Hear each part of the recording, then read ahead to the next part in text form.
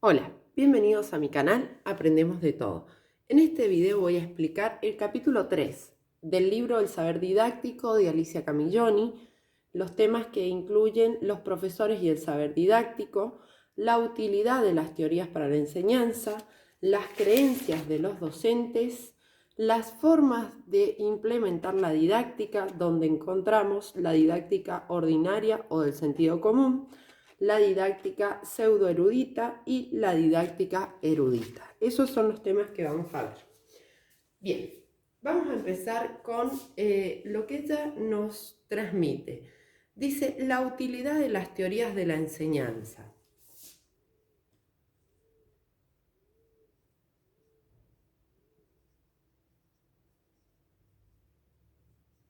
Teorías de la enseñanza. Donde ella dice, ¿son todas las teorías útiles? Sí, pero no todas se aplican en forma eficaz. ¿Qué nos quiere decir con esto? Por ejemplo, las teorías psicológicas aplicadas parcialmente, cuando se les otorga un valor de teorías totales. Por ejemplo, el conductivismo. Si yo quiero aplicar el conductivismo en la teoría de reflejo condicionado de Pavlov y trabajo con el refuerzo de las caritas, ¿sí? No sé si se acuerdan, las caritas, la positiva y la negativa, no va a ser una teoría que estoy aplicando en su totalidad, la estoy aplicando en forma parcial, por lo tanto el resultado también va a ser parcial. ¿Cuándo no son útiles también? Cuando son inadecuadas para el logro del fin por el cual se quería emplear. Por ejemplo, si yo quiero aplicar una situación didáctica en didáctica de la matemática de Guy-Brousseau, no puedo usar la metodología de aula invertida, porque se van a contraponer las teorías o los conceptos de aplicación en la práctica pedagógica. Y la tercera dice, cuando son difíciles de aplicar en la práctica, supone un desafío para el docente. Eso es bueno, sí es bueno, siempre y cuando el docente tenga un panorama amplio, ¿sí? Para poder aplicarlo. Por ejemplo, la ingeniería didáctica. No todas las personas están formadas en la profundidad para aplicar una ingeniería didáctica en matemática, ¿sí? Por ejemplo. Las vamos a anotar. Entonces dice, ¿cuándo no son útiles? Dice, primero, las teorías psicológicas aplicadas parcialmente, que era lo que les decía del conductivismo. Cuando se les otorga el valor de teorías totales. Cuando no son útiles, cuando son inadecuadas para el logro del fin.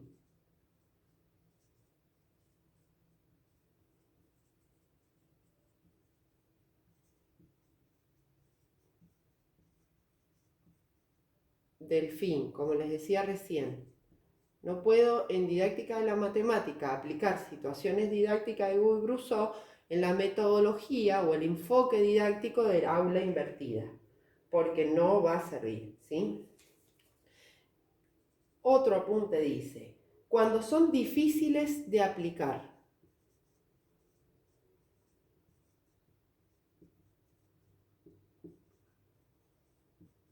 Lógicamente, si una teoría es difícil de llevar a la práctica, no va a ser eficaz. Bien, ¿cuándo una teoría es eficaz? Nos dice ella. ¿Cuándo una teoría es eficaz? Cuando se ve en la práctica que es eficaz. Cuidado con la mala interpretación. ¿Cuándo es eficaz? Cuando no hay mala o errónea interpretación, ¿sí? Y los pasos para implementar una didáctica eficaz son: 1. Comprender la teoría, ¿sí? Comprender la teoría para poder aplicarla. 2. Profundizar significados. Muy importante, cuando nosotros estamos leyendo un apunte, una teoría, ir ampliando el conocimiento, buscando más información, buscando la raíz, la fuente. 3. Revisarla permanentemente mientras se da el proceso, no solamente revisar el resultado, sino el proceso. Y evaluar también procesos y resultados de lo que se va logrando o no. Bien, próximo tema, las creencias de los docentes, ¿sí? Un segundo. Ella hace mucho hincapié en las creencias de los docentes.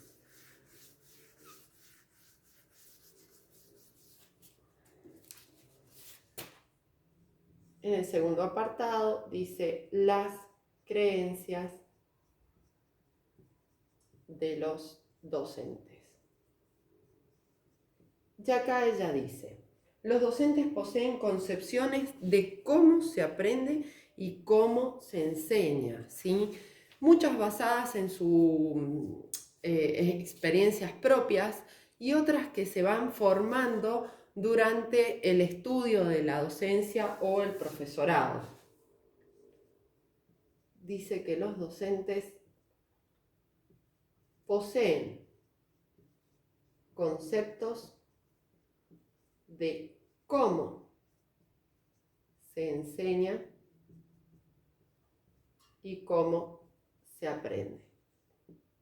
No significa que estén erróneas esas creencias, pero sí dejan una marca en los procesos de enseñanza y aprendizaje, ¿sí?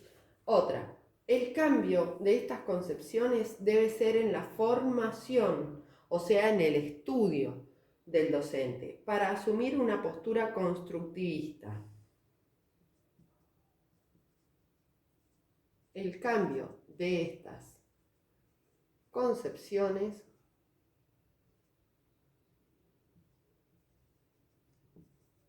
debe ser en la formación, o sea, durante el estudio del profesorado.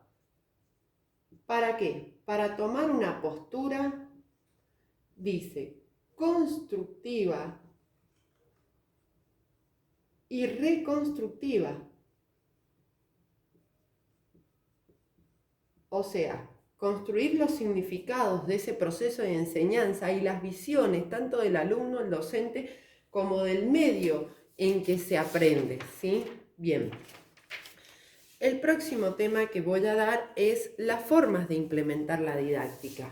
Las 3 didácticas que ella explica en este capítulo. Recuerden que en el canal están los otros 2 capítulos anteriores de Alicia Camilloni. En el tercer postulado dice: formas de implementación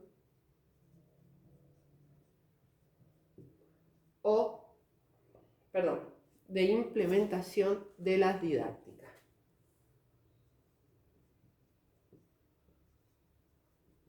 Y acá ella distingue 3. La primera, la didáctica ordinaria o del sentido común. ¿Y cuáles son las características que ella expresa? Dice: son esquemas prácticos de pensamiento y acción con afirmaciones categóricas y tendencias generalizaciones. ¿Sí? ¿Qué significa? Categóricas. Ay, estos alumnos saben más, aquellos alumnos no saben, pobrecito. Empiezan a categorizar a los alumnos o ponen en la fila, la primera fila, los que no, les cuesta más, los del medio los que se manejan un poco mejor y al final los que hacen todo solo. Eso es categorizar, ¿sí? No colabora en forma positiva al proceso de aprendizaje de los alumnos, ya que sabemos que un alumno que es más capaz o sabe más que otro puede ser de guía o monitor a ese que es menos capaz, ¿sí? Andamiaje de Vygotsky o zona de desarrollo próximo de Vygotsky. Bien. Y el tema de las generalizaciones que nos habla es que no podemos tomar una evaluación para 30 alumnos de la misma forma, porque no desarrollamos las competencias adecuadas. Lo que estamos haciendo es generalizar, y eso, más que construir, destruye. Entonces dice, esquemas prácticos de pensamiento y acción, con afirmaciones categóricas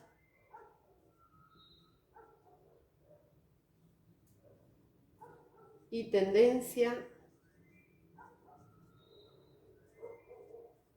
generalizaciones. Bien.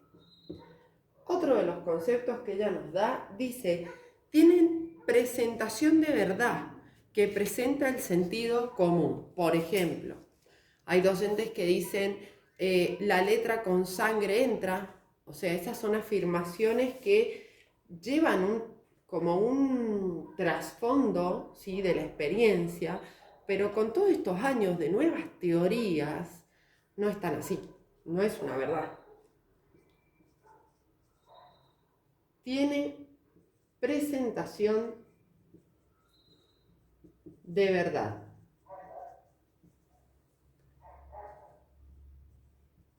Que presenta el sentido común.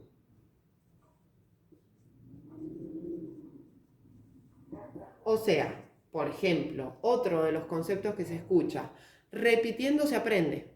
Pues no, repitiendo se construye un aprendizaje memorístico, el cual con el transcurso del tiempo, según Ausubel, no es aplicable a la hora que se necesita, ¿sí? Por lo tanto, no es tan correcta esta afirmación, ¿sí?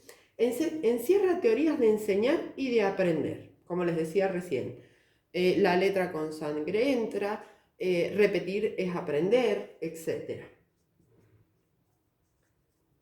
Encierra teorías del enseñar y aprender. Supone que siempre cuando uno enseña el otro aprende, por ejemplo, es una de las afirmaciones. Sin embargo, nosotros con el enfoque constructivista, el enfoque cognitivista, el enfoque socioconstructivista, entendemos que cada alumno tiene capacidades diferentes, por lo tanto también tiene un aprendizaje diferente, no solo en tiempos, sino también en formas, en metodologías para que el niño aprenda que debe aplicar el docente. Usa lenguaje cotidiano, o sea, simplifica.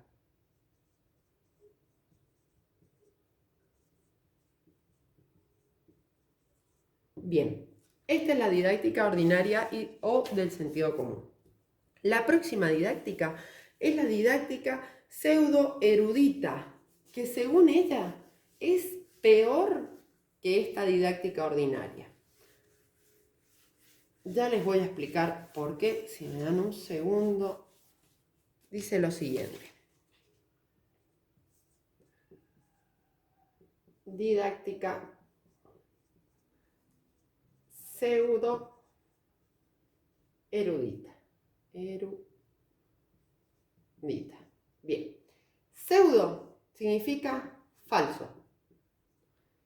Y erudito significa que tiene erudición, que tiene conocimiento profundo.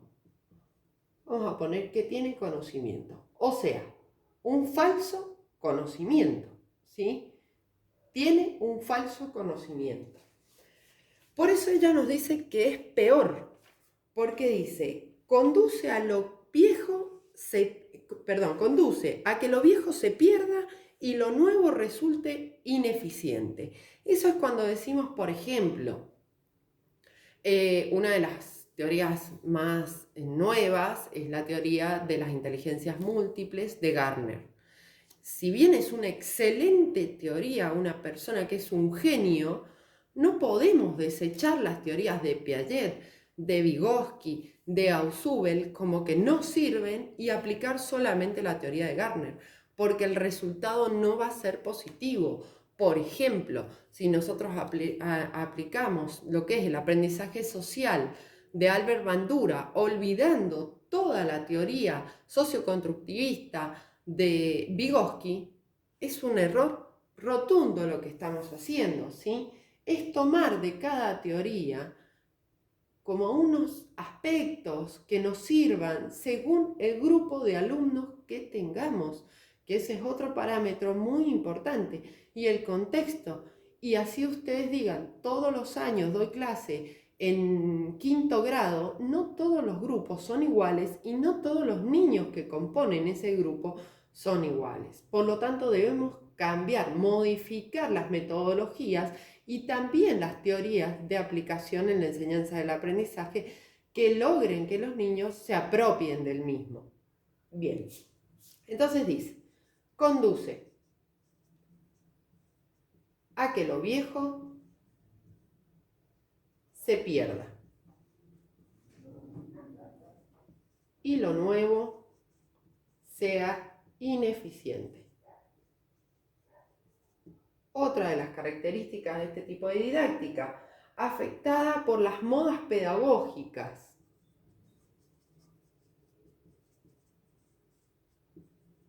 Por las modas pedagógicas. Por ejemplo, la metodología del aula invertida. No puedo aplicar esa metodología en determinados grados. Por ejemplo, primero, segundo, tercer grado. No puedo darle a los alumnos, si todavía no se apropian del proceso de lectura y escritura, que la mamá le lea la información. No puedo aplicarla porque no se adapta, ¿sí? Bien, corriente de pensamiento súbitamente sustituida por otro, adoptándola acríticamente, o sea, sin evaluar si realmente me va a dar un resultado positivo. Corriente de pensamiento súbitamente sustituida por otra, adoptándola acríticamente. O sea, sin profundizarla, sin estudiarla, etc. Se adopta lo nuevo sin profundizar sobre su aplicación. Bien, la última didáctica es la didáctica erudita o experta. Si me dan un segundo.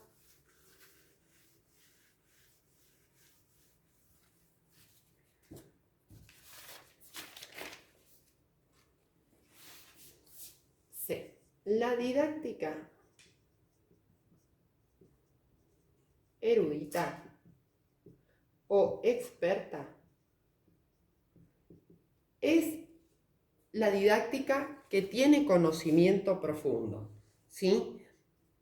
Y dentro de esta didáctica se diferencian las ciencias formales, la lógica y la matemática, y las ciencias fácticas, las ciencias naturales, que son los hechos de la naturaleza, y las ciencias sociales, que son los hechos de la sociedad.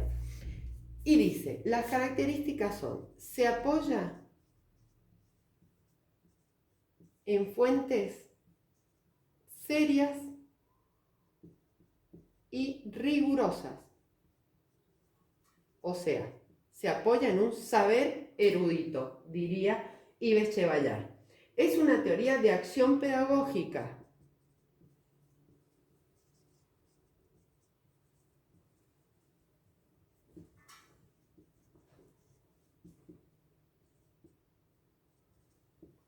Cuenta con bases científicas y sólidas.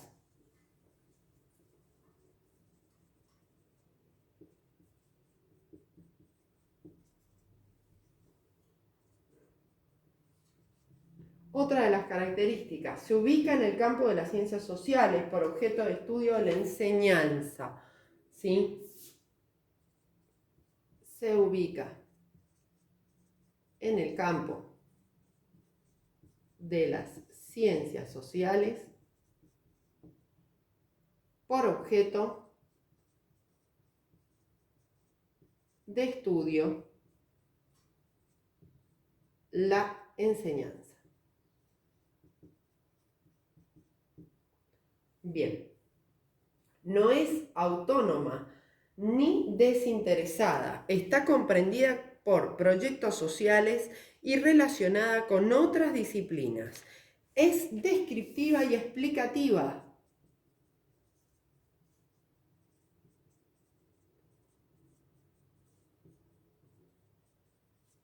Y por último, es hermenéutica,